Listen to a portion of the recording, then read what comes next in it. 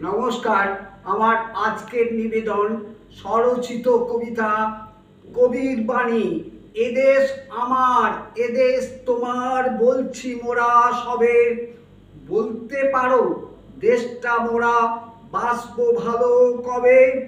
নিজের কথা ভেবে ভেবে জীবন হলো সারা।